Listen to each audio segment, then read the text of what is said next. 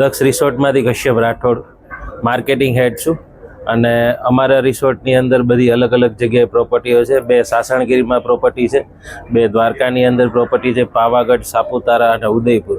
અને અપકમિંગ અમારી અત્યારે પ્રોપર્ટી છે વૃંદાવનની અંદર અપકમિંગ છે. અને આ એક્ઝિબિશનની અંદર આવવાથી અમને ઘણો બધો સારો બેનિફિટ મળ્યો છે.